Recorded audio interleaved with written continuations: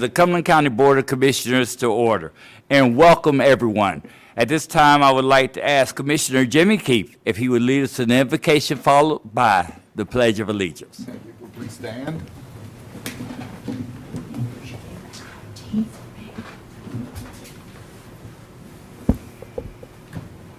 Dear Lord, thank you for the blessing of being here today and you in our presence. Guide us, assist us in making the decisions that are best for our community, our friends, and all the citizens of Cumberland County. Pray with those in harm's way, and in your name we pray, amen. Amen. I pledge allegiance to the flag of the United States of America and to the republic for which it stands, one nation, under God, indivisible, with liberty and justice for all.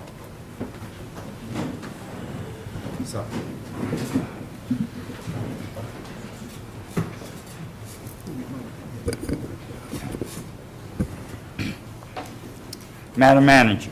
Yes, sir. Good morning, Mr. Chairman and Commissioners. Good morning. That brings us to item number 1, approval of the agenda, and we have no requested changes this morning. Can I get a motion for approval of the agenda? Motion to approve. Second? All in favor? Unanimous. Thank you, Madam Manager. Yes, sir. That brings us to item number 2, presentations. The first one is an update on COVID-19 and masking guidelines. And this morning we have Dr. Jennifer Green, our Public Health Director, with us this morning. Good morning, Thank Dr. you. Green. Welcome, Dr. Green.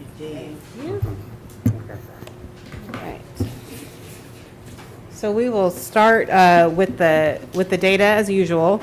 So this is a map of the county transmission data from the CDC's data tracker, and our state health department has, and I'm including this map here as we usually do, because the counties and the state's data trackers, this is that replaced the county alert system several months ago. So the number of cases that we've had in the last 7 days are 745 cases. This is a different metric than the way we normally present the data, but I wanted to include it because we're going to talk about community transmission in just a moment. So this is the cases per 100,000, the number of new cases per 100,000 in the last 7 days. So we have 222.05 cases per 100,000 population in the last 7 days, and that metric will become important in just a moment. Our case positivity rate from the CDC's data tracker is 9.82%, and I'll show you why we're using these data metrics in just a moment. So our community transmission rate, we are still in the red. That means high, but overall our trends are improving. So we have a county, and I think even this, I pulled these slides down last night, so I think now we have 2 counties that are in the yellow that have been kind of bouncing back and forth, and a few counties that are also in the orange. So we get a lot of questions about how we determine community transmission. So this is from the CDC's data tracker, and this is what our state health department uses, and of course the CDC uses to determine community transmission risk. So there are 2 metrics that we use. The first is our cases per 100,000 in the last 7 days, and so it is parsed out by low, moderate, substantial, or high. And if you are over 100,000 cases per 100,000 population, you're in the high. And we also use our percent positive. So we use ranges of percent positive rather than one definitive point or the other. So if you are above 10%, then you are considered to be high. If you're between 8 and 9%, you are considered to be substantial, and so on and so forth. If the 2 indicators suggest different transmission levels, the higher level is selected. So in Cumberland County, because our case rate is above 100, it's 200 in Cumberland County, 200 and some change, we are in the high, and although our percent positive is lower, we are still in the high because our case rate is high. So it is a good thing that our percent positive is declining, but we still want our case rate, which is actually what we're concerned about, our number of cases, our new cases, we want that to be below 100. And really, the metric I want to point out here is as we think about lifting mask restrictions, we really want to be in the moderate or in the yellow, or of course in the blue. And so when we're looking at target metrics, we want to have our case positivity rate doesn't have to be below 5%, but in that 5 to 8% range. And then our case rate, our number of new cases in the last week, needs to be below 50. So if you look at the percentage of people that in Cumberland County that are fully vaccinated, we have about 56.6% of our total population fully vaccinated. And that, of course, that includes those that are not yet eligible, and we'll talk about that in just a moment.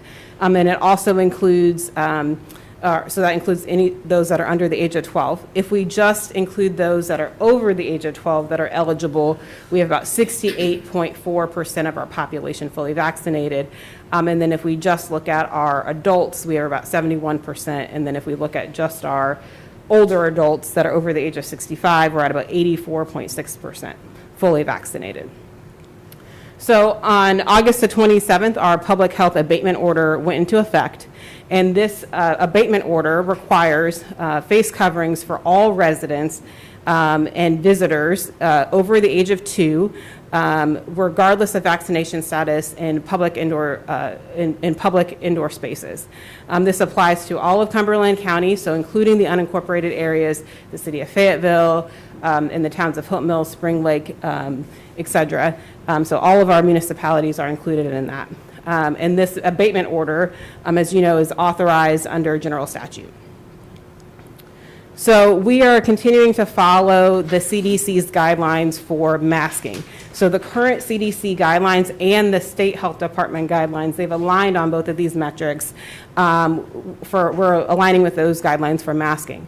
So, and that was what we indicated in our initial public health abatement order, is that we are following the guidelines for the recommendations for when we should do masking. And so their recommendation in the current recommendation is that if you are in an area of high transmission or substantial transmission, so the red or the orange, regardless of vaccination status, we should have masking indoors. The CDC order, of course, also, the CDC has a separate order for public transportation, so on buses and planes, on school buses, et cetera, that masks should be required. And then in general, the guidance currently says you don't need to wear masks outdoors. If you are in a crowded setting like a football game or a stadium, we would want you to consider wearing a mask, especially if you're in a community of high transmission. And again, our state health department and the CDC base all of this data on, or these recommendations on the CDC's data tracker, which is why I wanted to make sure we pulled this data down here from the CDC's data tracker. So we anticipate that the state health department will be initiating or releasing some additional guidelines that local governments and local businesses can use for lifting mask restrictions. We don't have that yet. On our meeting with our state health department officials last week, they indicated that that is forthcoming. So we'll continue to follow that guidelines. If this changes, we'll continue to follow that. But it's not here yet. Last week, they did initiate some additional guidelines for our school districts across the state to make some decisions about masking in school settings. And this is really consistent with what the CDC says and what some of our researchers here in the state have said as well. And so the guidelines for masking in schools are still based off the CDC's transmission levels. Again, if you are in high or substantial, we should have universal masking in schools regardless of vaccination status. And then they've stated that you could consider lifting or making masks optional for those that are vaccinated if you're in a county with low or moderate transmission for at least 7 days.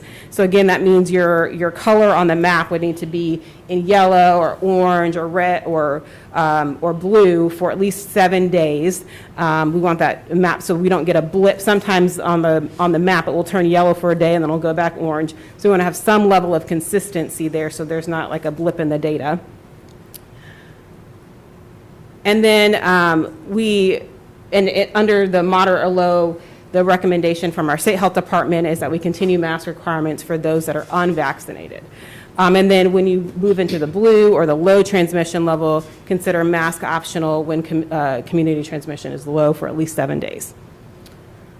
So I want to put a little bit of context in about when we put the mask mandate in place and what happened statewide and locally. So Governor Cooper at the end of May, so this data tracker goes just through May 31st, and this is where we were in terms of community transmission levels in the month of May when the initial restrictions were lifted statewide. So we had fairly low transmission levels. That peak you see is in January, and then of course we declined through April and then continued to decline. So at the end of May, those mask restrictions were lifted. We have higher rates now of community transmission than we were in May. So that red arrow points to where those mask restrictions were lifted. And then, of course, this goes through October 31st. So we still have higher transmission rates than when we lifted the mask restrictions the first time.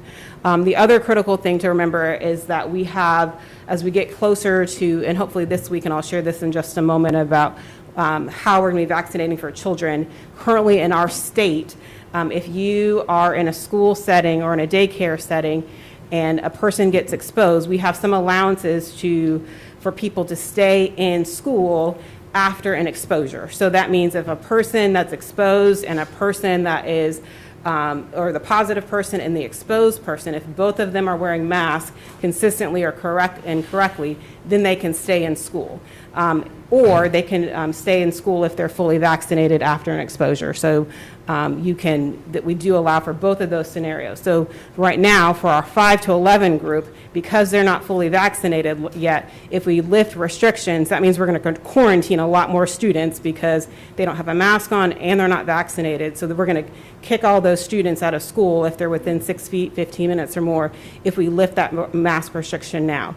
And then the other piece is, of course, we want to make sure that we see this nice downward trend. It's not as smooth as we would like for it to be, but we see this downward trend going, and we want to keep that trend going into the holiday season. So we're about 4 weeks away, 3.5 weeks away from Thanksgiving. We want to get as many people vaccinated before the Thanksgiving holiday.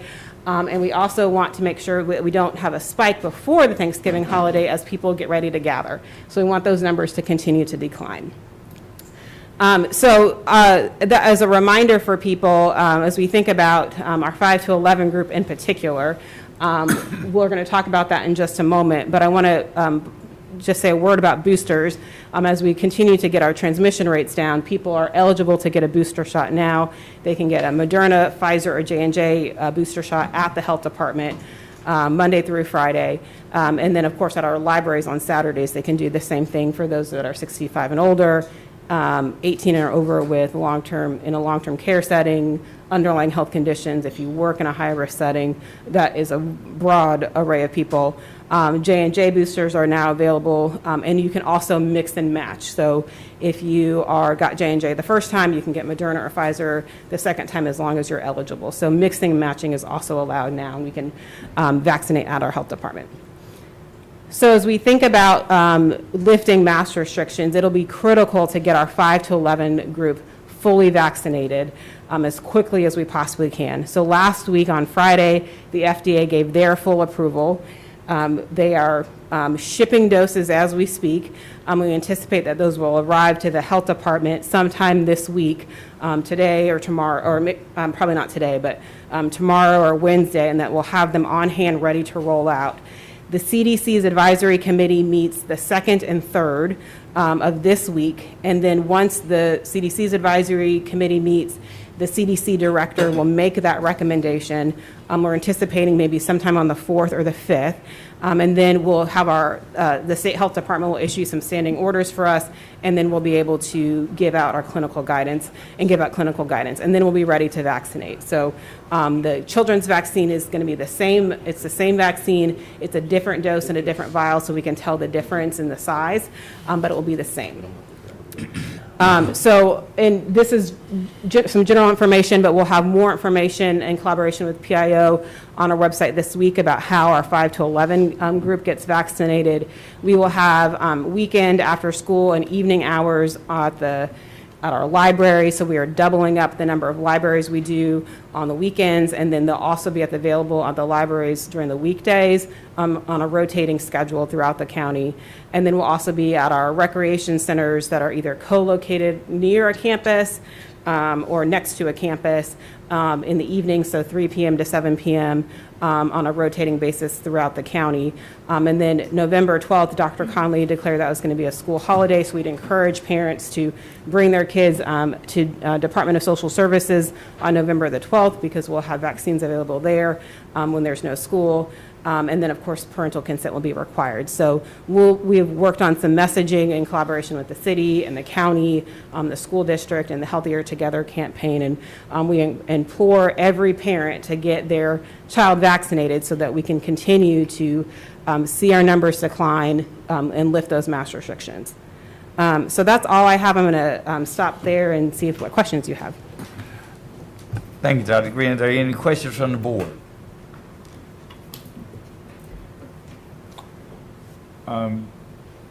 Yes, Commissioner Stewart. I was trying to decide which one was first, I'm sorry. To get the booster at the health department, do they need to schedule an appointment, or is it walk-in? You can walk in at the health department. So for a booster right now, we have capacity to do that. We're going to continue to monitor that as we get our 5 to 11 group going. We really want our 5 to 11 group to go to the rec centers and the library, so we continue to have capacity to walk in at the health department. So you do not need an appointment. Thank you. Commissioner Booth. No, I'm good. You good? Commissioner Keith. Thank you. Dr. Green, could you clarify two things for me, because you kind of ran over it, and I think they're very important. One is, obviously, there's a lot of confusion right now with the mask mandate. And I think you went over it, but I think we should reemphasize that. And the second thing is, I thought it interesting the criteria you use for masking in the schools and what the result may be if there's not masking in the schools, and then what the result may, and then I have a follow-up after that. Okay, yes. So the public health abatement order is still in place, and that applies in all of the unincorporated areas of the county, so including the city of Fayetteville, Spring Lake, Hope Mills, Stedman, Wade, Linden, Falcon, Godwell, and East River. So every municipality, when you're in an indoor setting, masking is still required in all of our municipalities. And then I think the second part of the question was about the guidelines for the schools. So the guidelines for the schools follow the state, this is state health department guidelines that they issued last week. It follows the CDC recommendations for masking. If you are in a high or substantial area of transmission, the recommendation is to keep masking, universal masking, regardless of vaccination status. And then if you are in moderate or low for at least 7 consecutive days, so you'd have to be yellow on the map for 7 days or low on the map for 7 days, we would recommend that you could make mask optional for vaccinated individuals. And then when you're in low, making mask optional for everybody. The critical part, I think, for students is in our state, if it is a mask on mask exposure, meaning I'm the positive and everybody that was exposed had a mask on, then those students can remain in the classroom. They don't have to go home and quarantine. And so if we lift the mask restriction and those students are not vaccinated yet, those students don't have any other strategy for us to keep them in the classroom. They have to go home. There's not another way for us to get around it, I guess. There's not another exception to the rule except for masking because they're not fully vaccinated. Now, as we get our 5 to 11-year-olds vaccinated, we want them to get vaccinated like day one so that we can keep them in the classroom if they're fully vaccinated, even if we didn't have masking in place. Yeah, very, very clear. Thank you, because that's important for parents. Yes. That could bring a lot of students home. Yes. And be disruptive. I think the only issue I have with this is right now it looks like we are at 80% of our eligible population having at least one shot. But we're still at 222 out of 100,000 that are showing up positive, which puts us clearly almost doubled in the red. I mean, we only have 20% of our eligible population, and we have to assume that 10% are probably never going to happen. But we don't have that much more play to go, and I have to believe that most of those positivity rates are from people who've been vaccinated. And our goal was, let's not overwhelm the hospitals. Right. And by all accounts, that's not happening any longer. It's seriously going down. And I realize, and before I say this, I think you've done an amazing job. You have been the calm in the storm, and you have done everything. But we're going by statistics that really may not be achievable, getting down almost 25%, 75% reduction to get us in that blue, or yellow, I think, Yeah. yellow, with only 10% of the people not. This could continue to perpetuate, because if you had the vaccine and you get COVID, it shows that our numbers are high, but it's not as detrimental to yourself and others as if you're unvaccinated. Do you understand where I'm coming? Yes. Okay. And I think that that's a good point, but I want to point out a couple of things. So that 56% that's fully vaccinated, 17% of our population is 0 to 11. So we have 1 in 6 of our residents are not even eligible. So once Right. we have that 5 to 11 population vaccinated, or eligible to be vaccinated, I anticipate that that number is going to jump up, and then our cases are going to, where's my map here, that this map is going to drop off dramatically. So if we look back at the peak in February, our numbers dropped very, very quickly when we had a new population, but that counts on our parents bringing their kids to be vaccinated. And so the other piece I want to point out is that this number seems very high, the 222, but that is a number that drops quickly. So for example, we can drop down to 200 in just a few days. So it feels like twice as high, but it's a number that drops off fast. It is not like our case positivity rate where we move to 8%, 8.1, 8.2. That number doesn't move like that. It moves very quickly based on our number of new cases. So in our cases, our number of new cases also is dropping off very quickly. We just have a large population size. So even though the number feels big, as it tends to move fast. So if we can keep our case positivity rate, remember, we don't have to get to the 5%. I mean, we don't have to get below 5. We just need to be between 5 and 8. And then we need our cases, our number of new cases, to drop as well. So we're almost there, and we have been there in the last week or so for our case positivity rate. It's our number of new cases that we're concerned about. So it is. I hear what you're saying about it being achievable, but I do think it's achievable, and we've hit it before earlier in the summer. So when we were, I'm going to go back to this chart, when we were at the end of May, we were there. We were in the yellow. And so we have been there before, and I think we can get there. We just need to get our kids vaccinated. Thank you. Commissioner Booth. Thank you. Dr. Green, I've seen both of these on the internet, and since everything on the internet is true, it confuses me. They Yeah. say that the child vaccine is only going to be 1 dose, and then I've seen it again where it's going to be just like the parents. It's going to be 2 and a booster. So is it 1, 2, 3 for the 5 to 11-year-olds? It is 2 doses. It is a half dose. It is a smaller dose than the adult doses. And when I say adult, I mean 12 and older. But it will still be 2 doses. So they'll need to get, if we get 1 dose, likely as early as Saturday, or 1 dose next Monday, then by Thanksgiving, we should be just hitting, maybe a little bit after Thanksgiving, your 2nd dose. Okay, so it's about 30 days also? or- It'll be, yes, they'll also be 3 weeks apart. Oh, 3 3 weeks weeks apart. apart, yes. Okay, then internet was wrong. Yeah. Surprise. I'm going to write today's date down. Yes, so 3 weeks apart. And of course, that's what the FDA submitted for, so I don't anticipate that the CDC will say something different. All right, thank you. I have a lot of questions. In fact, it was from parents and school employees. So I think they have done the math and seen that this is the next big chance to make a big jump or a big fall. You know, Yes. we're not jumping up, we're trying to fall down. Yes. So, and last, on the one on the CDC stat tracker or the map Yes. Cumberland County? That, I'm colorblind. I see Cumberland County. Is that, other than showing where we are, and then what is that, Dare County up there or something? What's I the- believe it's Dare and Cherokee, I think, has dipped its toe into the yellow, and Are we really the only one? it's, no, we're in the red. Most of the counties are in red. Ours just shows up darker, because I highlighted it on the map. Have they shown any pattern as to why? Yeah, is it, like, as he said, urban area, suburban area, mountains, they don't keep the stats? I mean, what, it looks like a checkerboard rather than like By like an region? infection rate like you would see. you know, Right. Well, One of us gets poison ivy, they should have it next, you know? Right.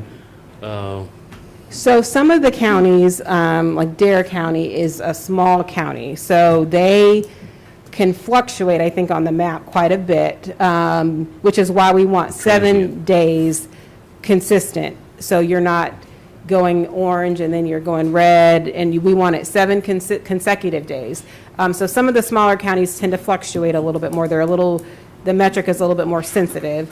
And then some of the counties, if we think, for example, back to Bladen County had a very high number of cases in the summer. So many of their residents may, just like Florida, either have had COVID or been vaccinated. So even if you have low vaccination rates, if most of your population has had COVID, it's going to impact your case rates as well. So some of these counties are counties that have had high rates in the past. Without getting into like every county, some of them are more affluent counties where you have better access to health insurance, better access to testing, your ability to travel to go get a vaccine. So I think every county is a little bit different. Some of our larger counties, Wake County, Mecklenburg County, they're also in the red, but are also sort of trending where we are. We're not quite out of the red yet, but are trending down like we are. okay, thank you very much. Commissioner Lancaster. Dr. Green, thank you. I'm a little amazed as I'm out during the day. A lot of people are not masking.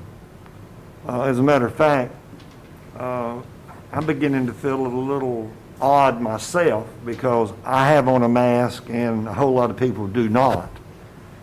I'm sure some of us are getting a lot of questions from people, and a lot of them are letting me know they're not going to support or vote for anyone that has supported masks.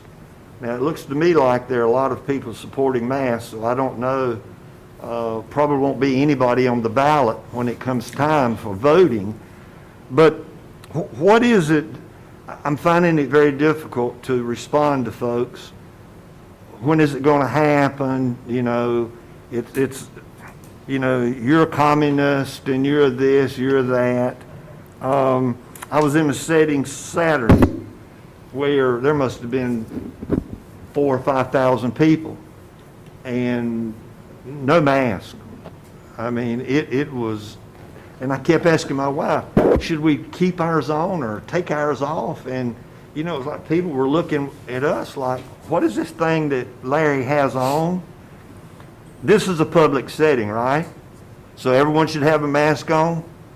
If you are an indoor public setting, that was the recommendation, unless there's a list of exceptions to that. Yeah, and the reason I ask that is because sometimes I'll go to public settings and some are and some aren't, and sometimes I'm a little confused as to what I should be doing to follow the rules.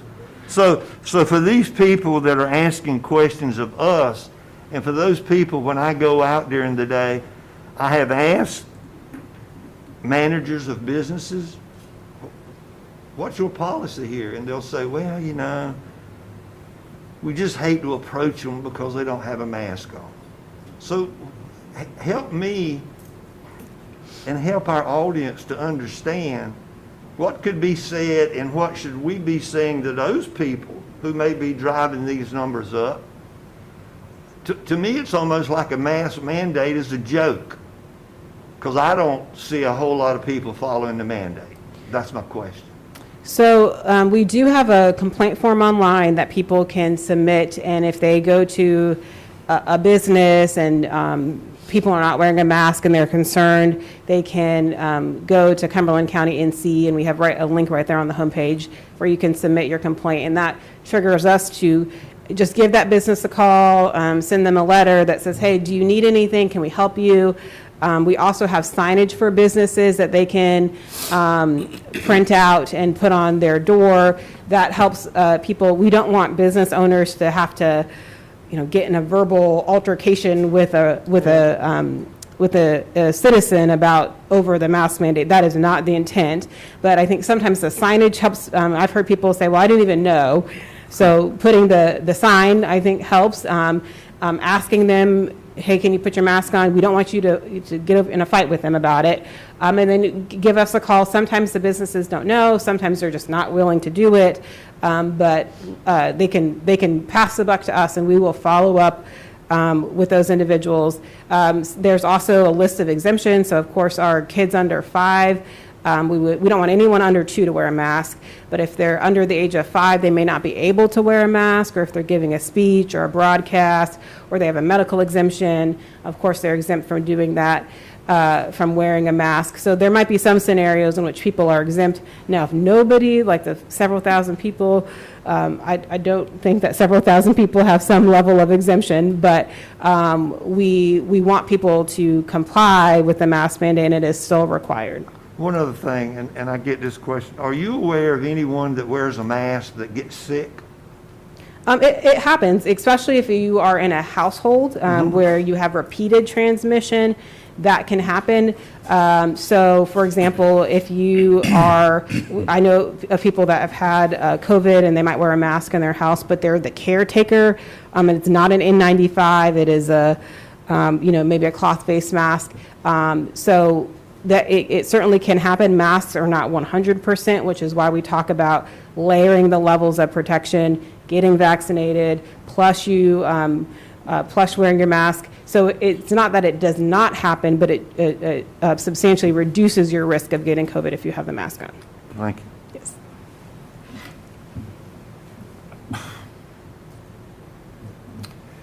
Regarding the wearing of the mask, it's been suggested by a number of doctors, a number of officials that work with CDC, and it is recommended highly that we wear masks. When it first came out regarding wearing masks, there were groups of people that were named that should be wearing masks.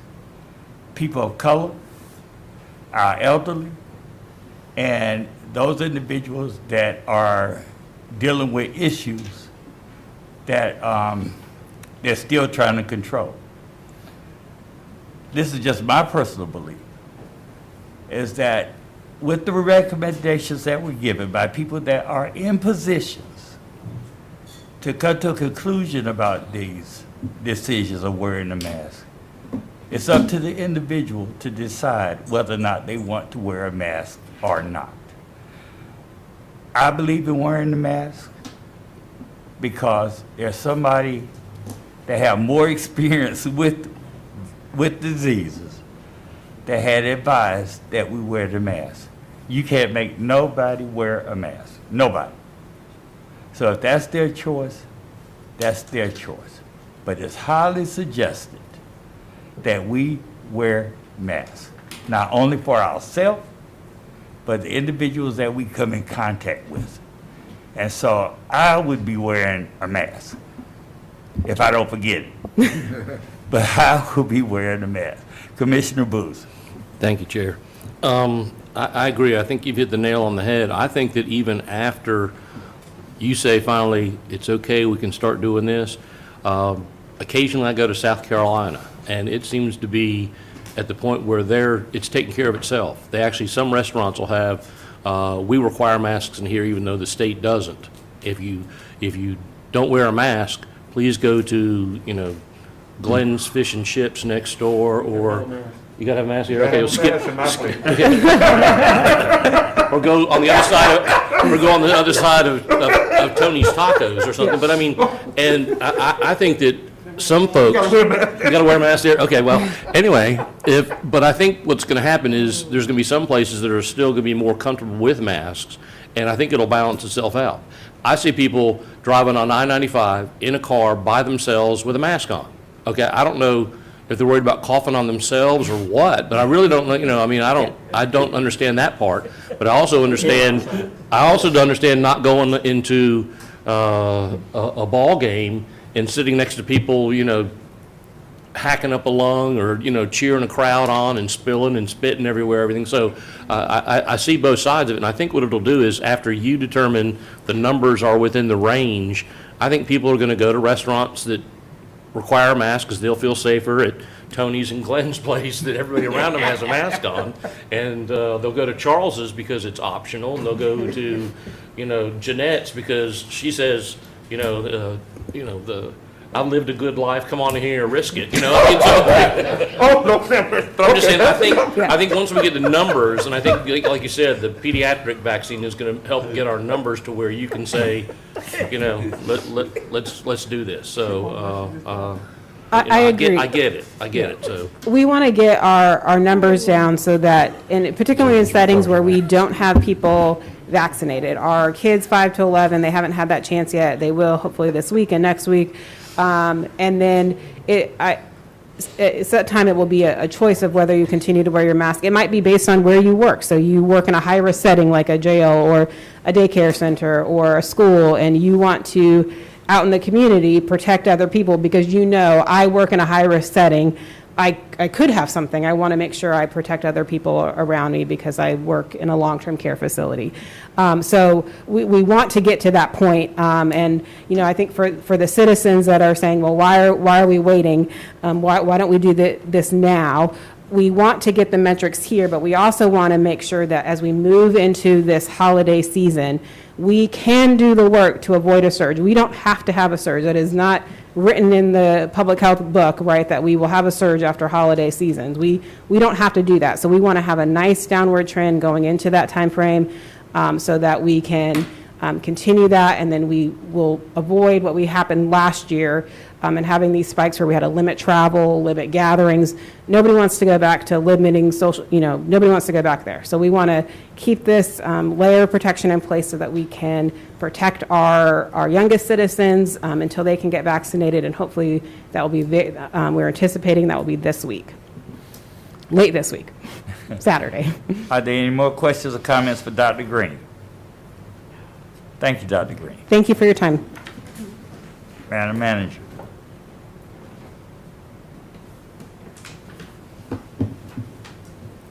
Thank you, Mr. Chairman. The next item on the agenda is a presentation from me this morning about our United Way campaign. During the month of November, we'll be conducting our annual employee fundraising campaign, our fundraising campaign for United Way. The United Way provides funding for programs in these impact areas: education, financial stability, health, and then basic critical needs such as emergency food and shelter. Also, the United Way operates a very important resource, and that is the 211 Information Referral Service, which is funded by Cumberland County, the City of Fayetteville, and the Public Works Commission. This morning, I would like to recognize Jen Doyle, who is our wellness coordinator and also our campaign co-manager. Jen, would you come forward? Last year, Ms. Doyle served as our campaign manager and received United Way's Newcomer Employee Campaign Manager of the Year Award for her effort.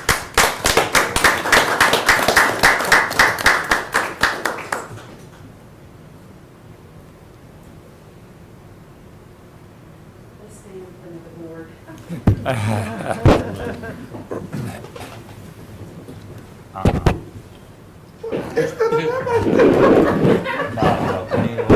run over here and knock me out the pit. Wait a minute. Hold on. Yeah, you will. I'll be over there in the flags. Come on, slide with me. Come on, baby. Act like we're doing the electric slide. They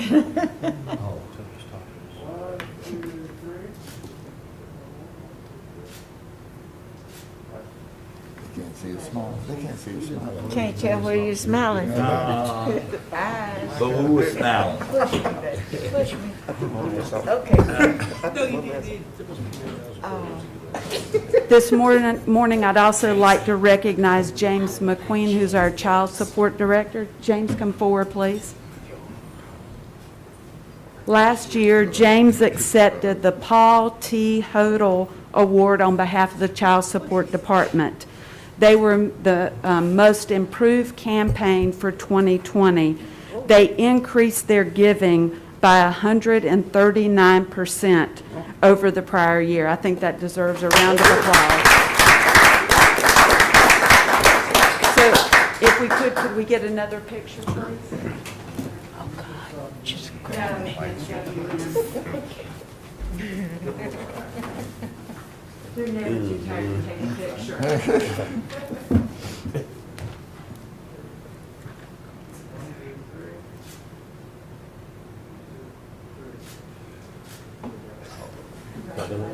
That last one, I don't know about that last one. I was a little. So we're really excited about our 2021 campaign, and we'll be sending out information very shortly to our employees. I do want to personally thank our employees. Our employees have been extremely generous over the years in making contributions to United Way. Also, for their support for our annual holiday food drive. We collect non-perishable items for distribution by the urban ministry. And our food drive will begin November the 15th and end on December the 15th. Thank you, Mr. Chairman. Thank you, Madam Manager.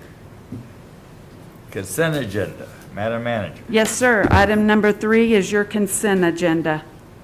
Move we approve the consent agenda. Second. Are there any items to be moved from the, from the consent agenda or discussed? Approval?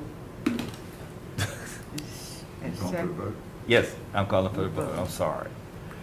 All in favor of approval of agenda? Unanimous. Thank you. Sorry about that. Madam Manager. Yes, sir. That brings us to one public hearing this morning.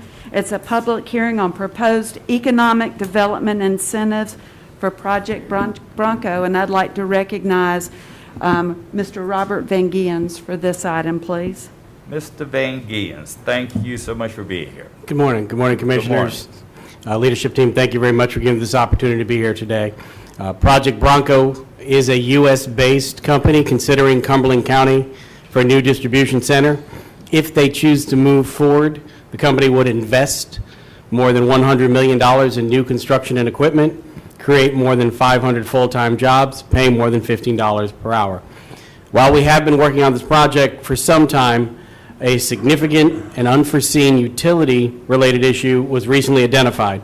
All parties, the company, the property owner, the utility, are agreeable to resolving this issue. However, final costs are yet to be determined. The company has committed up to $5 million to resolve this issue. Costs beyond this jeopardize the project's financial feasibility.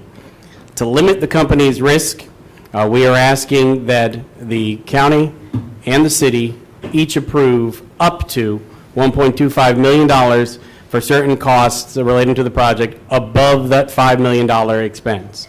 So in summary, if approved, these funds would only be expended if documented expenses exceed the $5 million cap. The city and the county would split the cost 50-50 up to a total of $2.5 million, 1.25 each. Only as much funding as would be required to finish the project would be allocated. The company must meet performance goals for job creation and investment. We anticipate incorporating into the final incentive agreement performance standards regarding maintaining employment throughout the duration of the agreement. The county would benefit from more than $800,000 in annual tax revenue and $16 million of wages paid to the employees. The city is scheduled to hold a similar public hearing tonight at 5 p.m. I would just close and say it's important to note that while approval of these incentives would be a significant step forward, there still remains 2 issues related to the site that have to be resolved before this company or any company can choose to move forward. We are optimistic we'll have those resolved in the next few weeks, and appreciate your time today and happy to answer any questions you have now or after the public hearing. Thank you, sir. We'll open the public hearing. Madam Clerk, are there any speakers? There are no speakers. Thank you, Madam Clerk. Now call, any questions or discussions from the board? If not, we'll close the public hearing. I ask for your vote. All in favor? Oh, I'm sorry. Commissioner Adams. Mr. Chairman, I would move to approve the incentive grant not to exceed 1.25 to receive the grant. The company must meet the performance goals as set in the public notice dated October 22nd, 2021, which is an attachment to this item. Second. Thank you, Commissioner Adams and Commissioner Booth. All in favor of the motion? Unanimous. Thank you, board. It's approved unanimously, sir. Thank you very much. We look forward to seeing you again soon. Thank you. Yeah, this is good. Yeah, that's a good roll. That's a good lid. Madam Manager. Yes, sir. That brings us to item number 5. The first item is 5A, consideration of adoption of 2022 Board of Commissioners regular meeting dates and agenda session regular meeting dates. Included in your packet is a detailed schedule for both of our regular meetings and agenda session dates. As has been our practice, when a board meeting falls on a holiday that the county observes, the meeting moves to the following day, and that happens this year for the Martin Luther King Jr. Holiday. It also falls into place for Labor Day on September the 5th. And in addition to that, we have the NCACC annual conference in August. The conference begins on August 11th, which is a Thursday, which is your normal agenda session date. We are recommending that we move the agenda session to Tuesday, August the 9th. And so those changes or recommendations are reflected in the 2 attachments. Thank you, Madam Manager. Are there any questions regarding this item or any concerns? If not, can I get a motion? Second. Thank you both for your motion and a second. All in favor? Unanimous. Madam Manager. Mr. Chairman, this is an item that our County Attorney, Mr. Moorfield, is going to present on. It's a final report on the 2020 census impact on commissioner districts. Thank you. Welcome, Attorney Moorfield. Good morning, Board. Good morning. And I've kept you updated on this a couple of times, and we do finally have the final numbers. And the good news is that you don't have to do anything. In fact, you can't do anything unless you declare that there is a substantial imbalance, and the data that we have does not suggest that.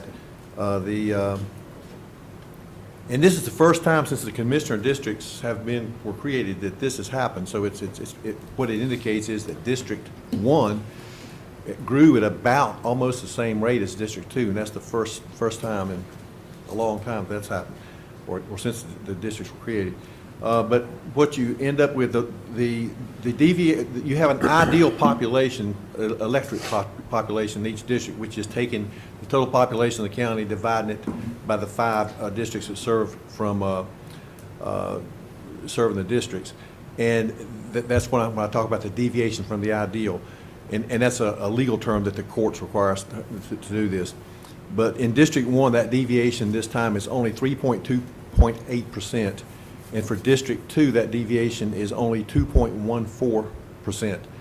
The courts require that these deviations be less than 5% in any single district, so we're well within the court mandated requirements for that.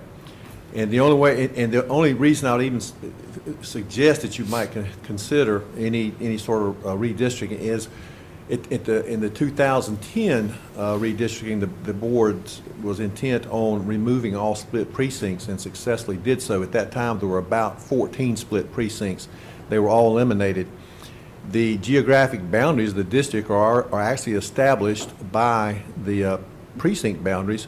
However, the state board regarded that as being set at the time they're set. So in other words, the state board is saying that the district boundaries were the precinct boundaries back when this was done in 2011. And the state, there was a statute in 2019 that requires all precincts now to follow census tracts, which created a little bit of a split in one district,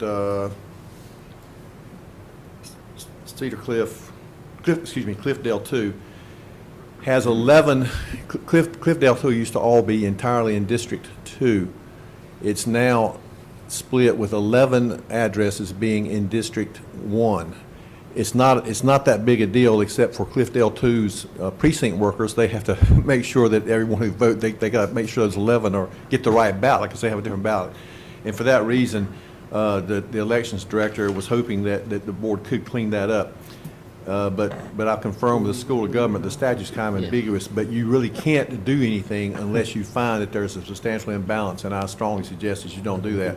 One option would be at some time in the next legislative session to request a local act to allow you to make those precinct boundary changes, which don't really have any impact on the statistical impact on the population of the district anyway.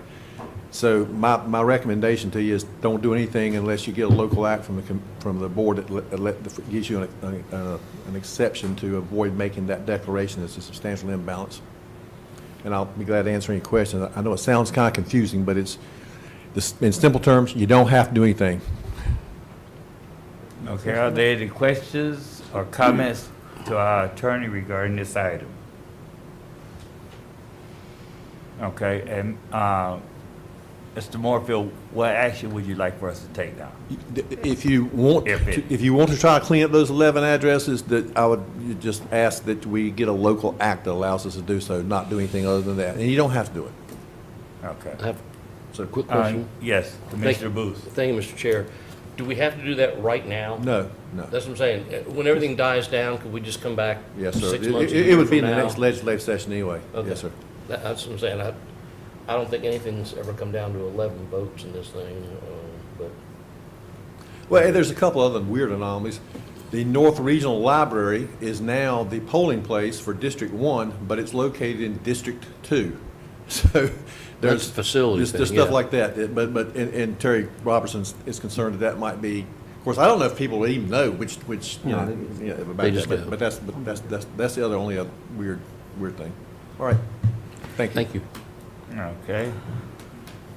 Madam Manager. Yes, Can I ask sir. a question? Yes. So we don't have to make a motion to leave them as they are or do anything, No, sir. You just don't keep do on anything, moving? everything just stays as it Okay, is. just making sure. All right. Thank you. Thank you, Thank you, Commissioner Mr. Adams. I was just wondering. Thank you.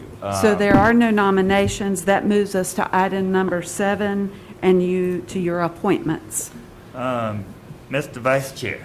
Yes, Mr. Chairman. Appointments to the joint Fort Bragg and Cumberland County Food Policy. They're actually in categories, so the member representing local higher education positions, Dr. Dana Kobalfish, messed that up, Methodist University. The member who works in the field of healthcare, public health, food, and insecurities is Shella, S-H-E-L-L-A Crouch, Carolina Collaborative Community. Member who does not work in local government or health agencies positions, Ms. Veronica Felicio at Fayetteville State. The member representing Fort Bragg Schools position, Ms. Stephanie White, Mental Health and Military and Family Life Counselor. And members who work in local government, there's 2 positions. I would move Mayor Pro Tem Kawana McCray, the town of Hope Mills, and Natasha Randall, Women's Health Research. Move that those be approved. Second. All in favor? Unanimous. Thank you. And before we go into closed session, I would I like. We had the Oh, I'm I sorry. got one more. Okay, I'm sorry. Go ahead. The Cumberland County Home and Community Care Block Grant Committee has 7 vacancies. They're also in category, the senior consumer category. I ain't gonna call what it is on there. Ms. Dolores D. Boyer, Willie Wright, and Stephanie McDonald. The clerk's laughing at me. Civic Representative category, Mr. Benny Bradley, and the Aging Service Provider category, Deborah Kinney, Lisa Hughes, and Kendra Haywood. I would move those approval. Is there a motion? Second. All in favor? Unanimous. Thank you, Mr. Vice Chair. Before we go into closed session, I would like to say that last week, our neighbors, Hope County, lost the sheriff there, Hubert Peterkin. And I hope I'm not out of order in saying this, but on behalf of the board, we would like to offer the family and the county of Hope our sincere condolences from your neighbors here in Cumberland County. Is there a motion to go into closed session? Excuse me. Is there a motion to go into closed session? Mr. Chair, I move we go in to discuss personnel pursuant to 143, 318, 11A6. Second. All in favor? Unanimous. We're now in closed session.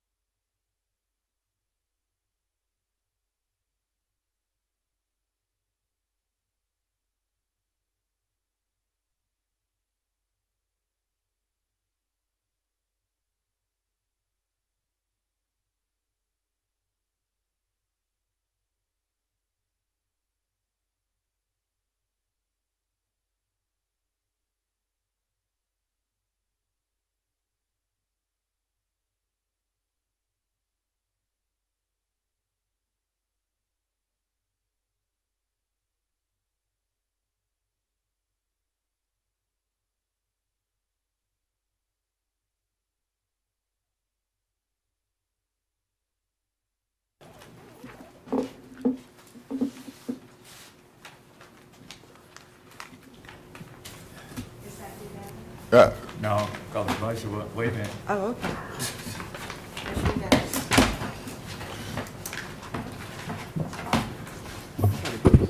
Okay, can we have a motion to come out of closed session? Motion to come out of closed session. Is there a second? Second. All in favor? Unanimous. We're out of closed session. At this time, Madam Clerk, for the record, we completed the evaluation of our manager, our attorney, as well as our clerk, and everyone met and exceeded expectations.